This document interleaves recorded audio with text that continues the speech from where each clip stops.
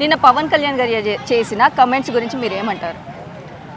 Madam గారు, పవన్ కళ్యాణ్ గారు పక్క రాష్ట్రం వారు, మరొక రాష్ట్రానికి ఒక గౌరవప్రదమైన ఉప ముఖ్యమంత్రి గారు. అది గౌరవాన్ని కాపాడుకోవాల్సింది పోయి అగౌరవపడ్డాడు వచ్చి. ఇప్పుడు తెలంగాణ రాష్ట్రం రాక కోసం వాళ్ళు కొట్లాడి తెగించి ప్రాణాలు రోడ్డున పడి కూడా వాళ్ళు బతిలాడుకొని భంగపడి తెచ్చుకున్న తెలంగాణ కాదు వాళ్ళది. కొట్లాడి పోరాటం చేసి నిరసనలు చేసి ప్రాణాలు కోల్పోయి తెచ్చుకున్న తెలంగాణ రోజున నువ్వు ఆ సభ పెట్టుకోవడం అనేది చాలా తప్పిదం. నవనిర్మాణ జనసేన అంటే ఇంకేం నిర్మాణం చేస్తున్నట్టు నువ్వు? ఆల్రెడీ 12 సంవత్సరాలు అయిపోయింది. 12 సంవత్సరాలు అయిపోయినట్టు విడిపోయినాం మనం. ఏదున్నా నీళ్ళు నియామకాలు అంటూ ఎవరికి వారు పంచుకొని బతుకుతున్నాం. ఇప్పుడు ఎవరికైనా ఉంటుంది ఆత్మగౌరవం అన్నది. ఇప్పుడు నీ అయ్య జాగిరి అంటే తెలంగాణ అయ్య జాగిరి అంటే తెలంగాణ అనేది జనాలు వాళ్ళ జాగిరి, వాళ్ళ తాతల జాగిరి, వాళ్ళ అయ్యల జాగిరి, వాళ్ళ ముత్తాతల జాగిరి. పోని నీ జాగిరో, మీ కొడుకు జాగిరో, మీ అన్న జాగిరో, నీ అయ్య జాగిరో, నీ తాత జాగిరో ఒక్కను చూపి. తెలంగాణలో పుట్టినట్టుగా ఏ గడ్డ పుట్టినావు, ఏ ఊళ్ళో పుట్టినావు ఒకరు చూపి.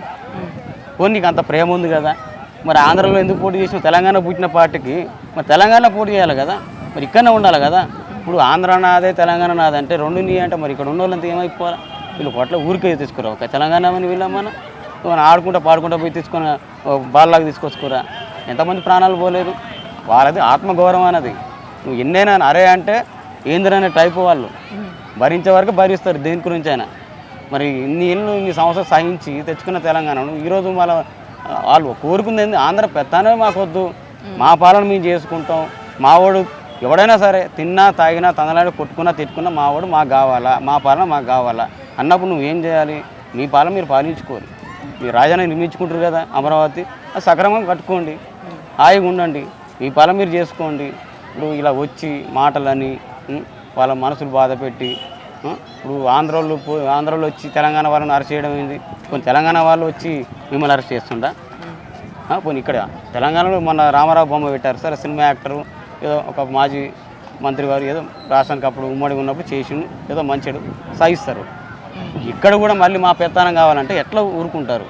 అంటే అంత పిచ్చోళ్ళ ఈ మేధావులు, ఈ కళాకారులు, ఈ కొట్లాయిన వాళ్ళంతా పిచ్చోళ్ళ. అంటే వీళ్ళందరూ చేతగానంలో అయిపోయారు తెచ్చుకొని తెలంగాణ, మీరు చేస్తానికి వచ్చేంత చేతులు ఇచ్చేవాళ్ళ మీరేమన్నా? కొంచెం ఆలోచన చేయాలి.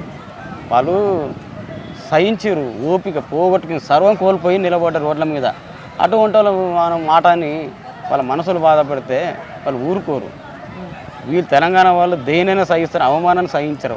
అవమానం అంటూ వచ్చిందనుకో నిన్ను చంపడమా చావడమా ఇదే గుర్తు పెట్టుకుంటారు. వాళ్ళది ఆషామాష ప్రాంతం కాదు.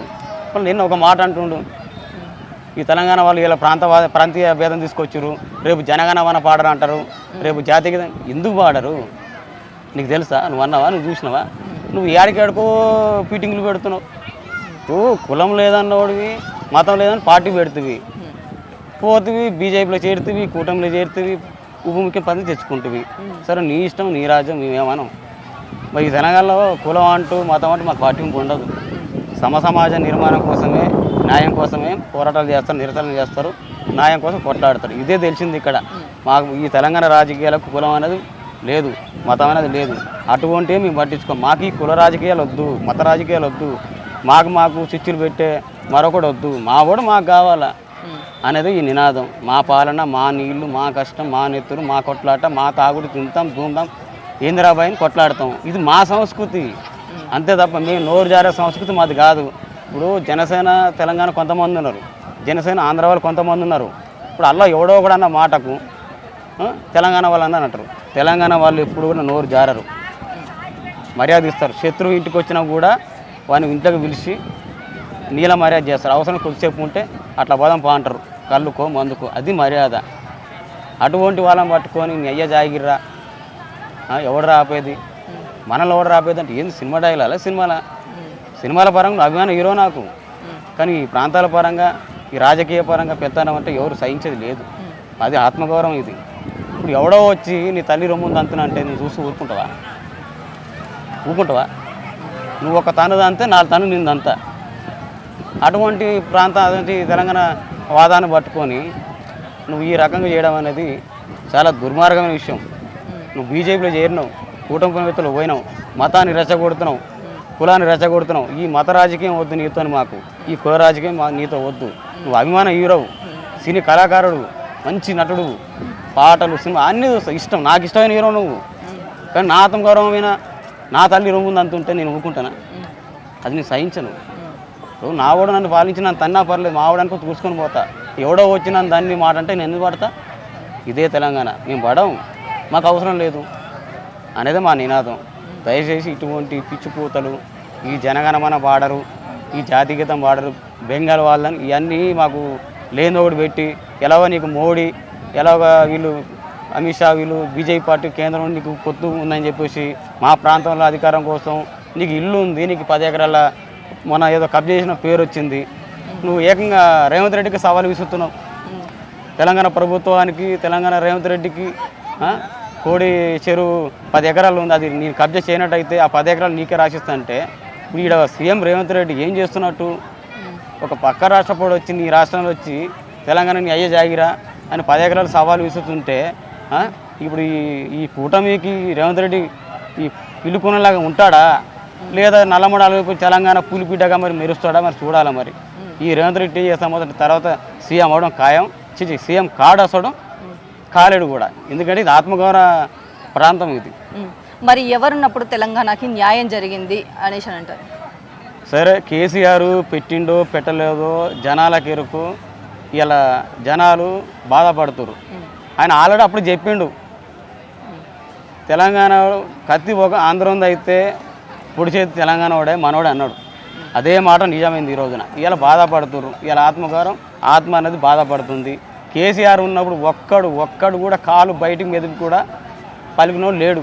ఇలా కేసీఆర్ పోయింది కాబట్టి ఈ రేవంత్ రెడ్డి వచ్చి వాళ్ళ సంకన జోరింది కాబట్టి, వాళ్ళ మోచేతులు నీళ్ళు దాగుతుండు కాబట్టి, వాళ్ళకి బానిస అయింది కాబట్టి ఇలా వీళ్ళు వచ్చి ఈ రకంగా తెలంగాణలో అధికారం అంటే అదంటే ఇదంటూ వాళ్ళ ఆస్తుల కోసం, వాళ్ళ అధికారాల కోసం తెలంగాణ బాగుపడది, తెలంగాణ ఎన్నేళ్ళకైనా ఇది తెలంగాణ ఒక పైసున్న తెలంగాణ, పేరున్న తెలంగాణ, ఇక్కడ ఉంటే మనకు ఇంకా మనం అధికారం చేయించుకోవాలా అనే ఉద్దేశపూర్వకంగా తప్ప చేస్తారు తప్ప వీళ్ళు ఎప్పుడు కూడా పోరు ఈ తెలంగాణ, ఈ ఆంధ్ర ఉన్న రోజులు ఈ ఆంధ్రలో ఇక్కడనే ఉంటారు. పాపం ఆంధ్రలో అనవద్దు పాపం, ఎందుకంటే కొంతమంది బతికొచ్చిన వాళ్ళు ఉన్నారు. ఏదైతే రాజకీయంగా అధికారం చెలాయించాలనే మూర్ఖులు ఉన్నప్పుడు వాళ్ళు ఈ తెలంగాణ మీద పడి ఏడుస్తున్నారు. వాళ్ళ వైఖరి మార్చుకోవాలి. నేను వాళ్ళని వ్యక్తిగత అనడం లేదు, ఒక ఆత్మగౌరవంగా నేను ఒక తెలంగాణ వాడిగా, కాకపోతే పవన్ కళ్యాణ్ అన్న అభిమాని నేను సినిమా పరంగా అన్న నీకు చెప్తున్నాను.